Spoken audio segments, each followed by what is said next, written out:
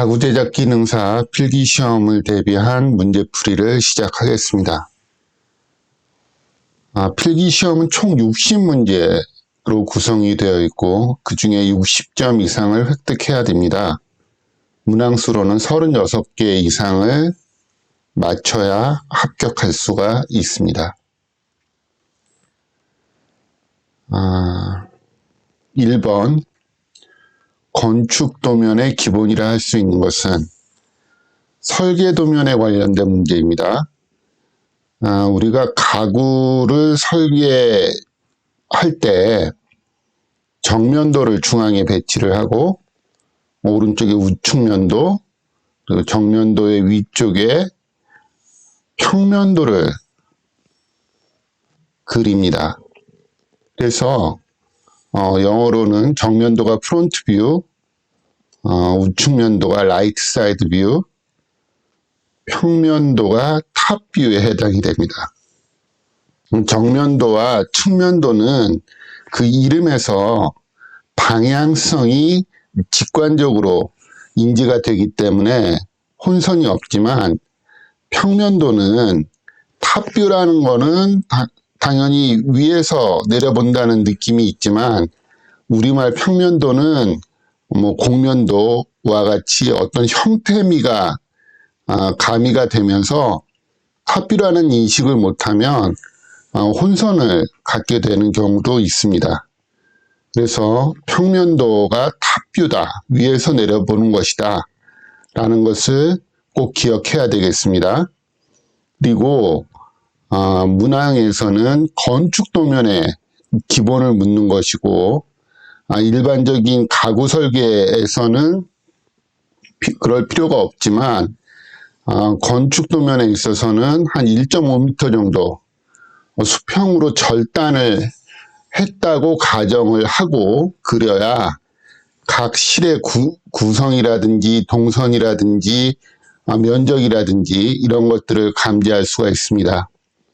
그래서 부동산 소개업소나 이런 쪽에서도 우리가 흔히 볼 수 있는 건축 도면은 평면도이고 건축 도면의 평면도는 1.5m 정도의 수평 절단을 상상해서 그린 것이다. 그렇게 하겠습니다. 다음 제도용지 A3의 크기는 이건 외워야겠죠. 297420 3번에 해당되는 문항이 정답입니다. 제도용지는 국제규격으로 표준화되어 있습니다. 국제표준화기구는 ISO고 일본의 공업규격은 JIS, 독일은 DIN, 미국은 ANSI, KS는 한국공업규격, BS는 영국 규격입니다. 제도용지의 그 전지라고 할 수 있는 A0는 8411189 이 사이즈에서 절반을 접으면 A1이 되고 그거의 또 절반이 A2, 그거의 또 절반이 A3, 그거의 또 절반이 A4. 우리가 흔히 쓰는 A4 용지의 가장 긴 쪽이 30cm 정도 된다는 것을 감안을 하면 그게 297mm입니다. 그렇게 기억을 하고 폭과 길이의 비는 1대 루트 2로 구성이 되어 있습니다. 3번 가구 배치와 관련된 문제입니다. 벽 쪽에 배치해서 비교적 적은 면적을 차지하는 것은 기역자형과 직선형이 될 수가 있는데 좀 더 단란한 분위기를 위해서는 마주 본다든지 아니면 옆으로 본다든지 할 수 있는 배치를 고려해서 기역자형이 정답이 되겠습니다. 4번 가는 실선의 용도 대부분 가는 실선의 용도로 단면도의 절단면을 나타내고 인출선, 각도 설명들을 나타내는 지시선으로도 사용이 됩니다. 치수선으로도 사용이 되고 도형의 중심을 표시하는 중심선은 일점세선을 사용합니다. 일점세선이라는 것은 긴 선과 짧은 선이 긴 선과 짧은 선 한 개가 반복적으로 반복하는 선을 일점세선이라고 하고 짧은 선이 두 개일 적에는 이점세선이 되겠죠. 중심선은 일점세선을 사용합니다. 그래서 가는 실선의 용도로 틀린 것은 3번이 되겠습니다. 5번 가로 안에 알맞는 투상법은 물체를 네모난 유리 상자 속에 넣고 밖에서 안쪽을 보면 물체를 유리판에 투상하여 보는 것과 같다.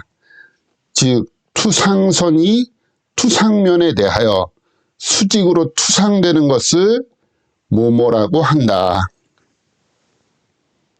우선 그 투시도와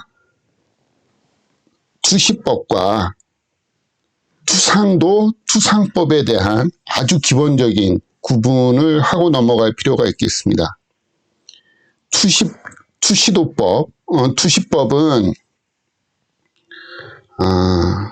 원근감이 있는 그림이나 사진과 같은 형태, 입체감과 원근감이 필요합니다. 그러한 것을 투시도라고 하고 우리가 보통 제도나 설계할 때 흔히 보는 형태를 투상도라고 합니다. 그 중에서도 투상법에 따라서 정투상법, 등각투상법, 사투상법 뭐 이렇게 종류들이 있는데 이쪽에 네모난 상자 안에 밖에서 안쪽을 바라보는 그러한 형태다라고 생각이 되는 것이 정투상법에 해당이 됩니다. 6번 건물의 입면을 정면에서 바라보고 그리는 내부 입면도는 투시도는 아까 설명을 드렸죠. 그러한 형태 사진과 같은 원근감이 느껴지는 것을 투시도라고 했고 이것은 그거에 해당이 되지 않죠. 입면도라고 했기 때문에 어떤 것인가? 2번의 전개도는 우리가 초등학교 미술 공작 시간에 이제 입체 도형을 만들기 위해서 이제 평면에 이렇게 만들어낸 그런 그림들을 전개도라고 일반적으로 하는데 그것도 전개도이고 지금과 같이 건물 내부의 입면을 정면에서 바라보고 그린 그러한 내부 입면도도 전개도라고 합니다. 그러니까 각 실 내부에 실내 건축적인 요소, 의장을 명시하기 위해서 작성하는 도면이고 개구부, 벽의 마감재, 기구, 벽체의 설치물 이것들을 보여줄 수 있는 것들을 전개도라고 합니다. 7번 정투상도로 나타낼 수 없는 도면은 정투상도로 그 정면도와 측면도 그리고 평면도를 그릴 수가 있고 그것이 이제 일반적인 삼각도법에 의해서 그리는 일반적인 설계 도면이라고 말씀을 드렸는데 배면도라는 것은 후면 그러니까 정면은 앞에서 바라보는 거고 뒤에서 바라봤을 때는 배면이라고 합니다. 드물게 밑면, 바텀 뷰 같은 경우를 저면도라고 하는 경우도 있습니다. 배면도는 리어 뷰고요. 그래서 여기에서 단면도는 투상법에 따라서 그릴 수 있는 것이 아닙니다. 절단을 가정을 하고 그린 그림이 단면도이기 때문에 단면도가 정투상도로 나타낼 수 없는 도면입니다. 8번. 가는 실선을 일정한 간격으로 빗금을 그은 선은 해칭이라고 합니다. 그래서 4번 해칭선. 9번 도형의 좌측면도를 옳게 그린 것은, 여기 화살표 방향이 정면도라고 봤을 때 좌측으로 본다고 한다면 삼각형이 눈에 표시가 돼야 되겠죠. 그래서 1번이 정답입니다. 10번 디바이더의 용도. 디바이더는 원을 그리는 컴퍼스 같이 생긴 그러한 공구인데, 다만 연필을 끼우는 그러한 기능이 없습니다. 그래서 그 용도 자체가 원을 그리는 용도가 아니에요. 일정한 치수를 나누기도 하고, 길이를 재서 다른 쪽에 옮기기도 하고, 원주를 등분할 때 사용하기도 합니다. 이러한 유사한 문제들은 꼭 원호를 그리는데 사용한다. 이제 컴퍼스 같이 생겼기 때문에 라고 한다면 이것이 디바이더의 용도가 아닌 것으로 골라내야 할 것입니다. 11번 치수 기법에 대한 설명으로 틀린 것은, 치수의 단위는 밀리미터를 기본으로 단위 기호를 밀리미터로 사용을 합니다. 4번 치수는 센티미터를 사용함을 원칙으로 한다가 틀린 그런 답이 되겠습니다. 12번 원의 지름 AB를 긋고 원과 만나는 양끝 A와 B를 각각 중심으로 하여 원의 반지름으로 원호를 그려 원주와 만나는 점들과 AB를 연결하여 그리는 다각형은 정육각형을 그릴 수가 있습니다. 다음 13번 조형의 원리 중 반복에 대한 설명으로 옳지 않은 것은, 틀린 것은 3번 반복은 시각적으로 힘의 강약을 줄 수가 있습니다. 그렇기 때문에 틀린 것은 없다고 한 3번이 되겠습니다. 14번 표준 규격 중 국제 표준화 기구를 나타내는 것은, ISO가 국제 표준화 기구고요. BS는 영국 규격입니다. 그리고 3번에 안시라고 보통 있기도 하는데 미국 규격이고요. DIN은 독일 규격입니다. 15번 의자를 구성하는 부재의 명칭이 아닌 것은, 익숙하지 않은 그러한 부재들 명칭이 나옵니다. 좌틀, 꿰일대, 이런 것들이 익숙하지가 않은데, 우선 다리는 있겠죠. 의자를 구성하려면 다리는 있어야 할 것이고, 천판은 박스형 가구에서 상판을 지칭하는 그러한 부재의 명칭입니다. 그래서 정답은 천판이고, 좌틀은 앉는 틀을 이야기하는 걸로 추측이 되고요. 꿰일대는 의자라든지 책상, 탁상 이러한 다리가 있는 것들을 견고하게 연결하기 위해서 꿰뚫어서 끼워 넣는 가로재를 말합니다. 그러한 형태를 꿰일대라고 한다.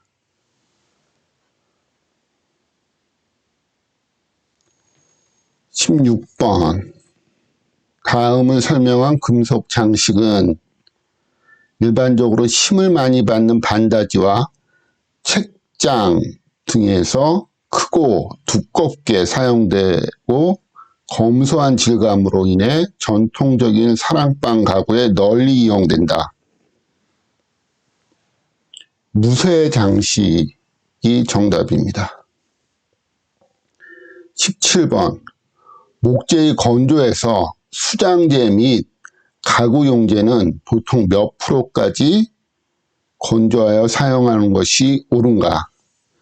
통상적으로 기건 함수율 15%를 기건 함수율로 하고 통상 사용을 하는데, 문제에서 수장재와 가구 용재는 이러한 어떤 구조재나 이런 것들에 비해서 보다 더 잘 건조된 것들을 사용을 합니다. 정답은 10%. 그래서 통상적인 기건 함수율과 다르다는 점을 눈여겨서 좀 보고 기억해야 될 것입니다. 18번 벌목에 관련된 문제입니다. 벌목은 그 가을에서 겨울 사이에 벌목하는 것이 좋고, 벌목의 목재는 장목기에 목재를 사용하는 것이 좋습니다. 그래서 이 문제는 2번 장목기에는 제적과 재질이 좋지 않다. 이것이 틀린 답입니다. 그리고 가을에서 겨울이 벌목하기에 좋은 시기이기도 하지만 봄, 여름, 가을, 겨울로 물어봤을 적에는 겨울을 선택해야 합니다. 19번 섬유판의 특성에 대하여 설명으로 틀린 것은, 섬유판이라고 하면 파이버 보드, 그래서 MDF라고 하는 것이 중밀도 섬유판이라고 할 수 있고요. 섬유판은 MDF를 가장 많이 쓰죠. 이랬을 때 그 설명 특성은 2번 방음 흡음이 효과가 크다 라고 한 것을 정답으로 고르겠습니다. 20번 무늬복 제작 방법 중 직선 방향의 무늬복을 켜는데 사용하는 방법은, 여기 보기에 있는 4가지 방법들이 모두 무늬목을 제작하는 방법들입니다. 로터리식, 쿼터식, 평행식, 하프라운드식, 이 4가지가 모두 무늬목을 제작하는데, 그 중에서 직선 방향의 무늬목을 켜는 방법은 쿼터식입니다. 21번 목재가 갖춰야 할 조건으로 틀린 것은, 4번 온도에 의한 변화, 팽창 계수가 크다면 좋을 수가 없겠죠. 그 극단적인 예로 벽 사이즈에 딱 맞게 가구를 만들어서 놨는데 온도의 변화에 따라서 줄어든다든지 아니면 늘어난다든지 하면 벽도 파손이 될 수가 있고, 그러한 문제가 된다는 걸 연상해서 4번 평창 계수는 작아야 좋습니다. 22번 일반적으로 나무의 종류와 관계없이 비중은 얼마인가? 1.54 정도가 나무의 비중입니다. 23번 인조 목재의 특징을 설명한 것으로 틀린 것은, 통상적으로 인조 목재의 MDF, PB 이런 것들을 지칭하는 그러한 문제인데, 일반적으로는 어떤 자연미라든지 재질감, 아름다움 이런 것들은 천연 목재를 따라가기 힘들지만 다른 형태의 특성들은 일반적으로 좋은 것을 선택을 할 필요가 있겠어요. 그래서 3번 천연 목재보다 강도가 작고 강도가 큽니다. 변형이 크다. 변형을 작게 할 수 있어요. 그래서 정답은 3번. 24번. 심재와 변재를 비교 설명한 것으로 틀린 것은?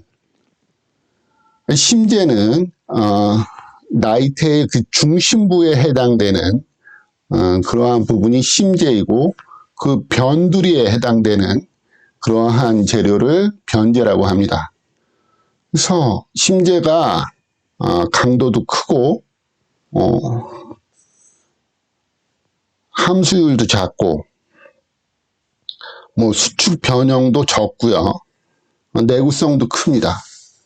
그래서 1번 변재는 심재보다 강도가 크다가 틀린 답이 되겠습니다.